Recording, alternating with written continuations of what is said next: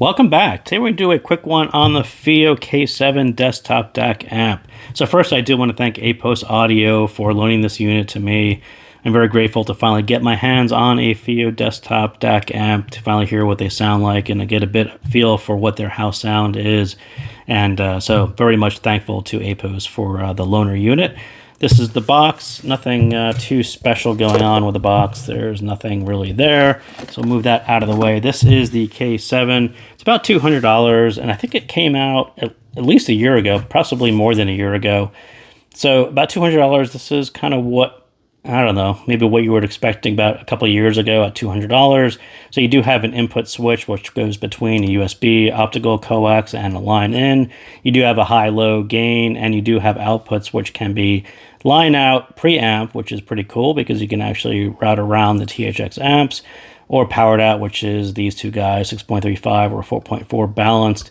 Big volume knob, and there actually is a LED ring around it if you are into LEDs.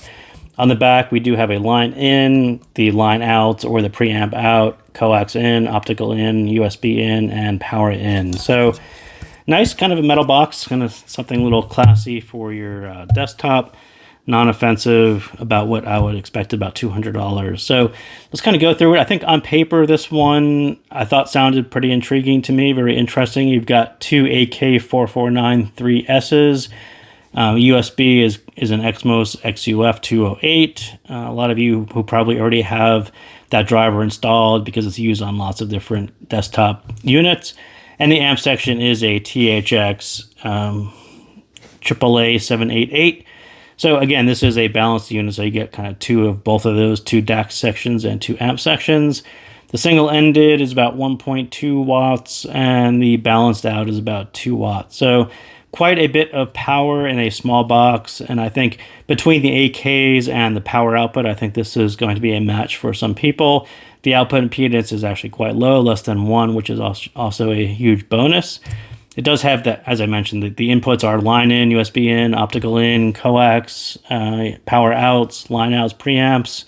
If you want to route around the THXs, if you're not a fan of those, you can get around those and just use the preamp out. And then there is the gain switch on the front for high and low. So sound and coloration, this one, I will call this one clean, detailed, and dry. It actually isn't what I was expecting. To me, it resembles the Harman Target. You have some sub bass, you have a lighter mid bass, you have an upper mid emphasis, and really light on extensions on both sides. And you end up with this, almost a speedy, lighter in weight sound to it. It's kind of interesting. If AK is, thought of as a velvet sound, kind of a richer, lusher sound, this is almost the opposite of it. And I was really surprised with what it sounded like, considering it used AKs. And perhaps it's the THX, perhaps it's the FiiO, their sound, their house sound to it. Very hard to, if I heard this blindfolded, there was no way in the world I would say it was an AK. It doesn't actually resemble other AKs that I've actually tried. So very, very interesting. And I think this coloration and this sound style is going to appeal to some people. I think if you are using IEMs that are already Harman tuned, it really leans into it hard. And you end up with almost a leaner Harman sound to it. And I wouldn't say that was actually my favorite.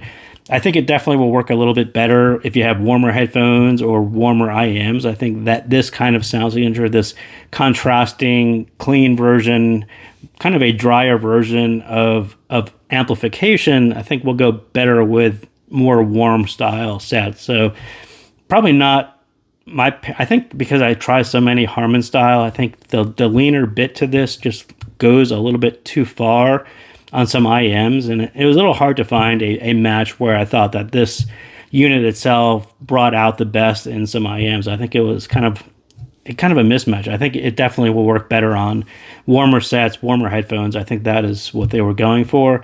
And you also get this similar effect to Harman on soundstage. It gets a little bit smaller and a little bit flatter because there's this upper mid emphasis to it.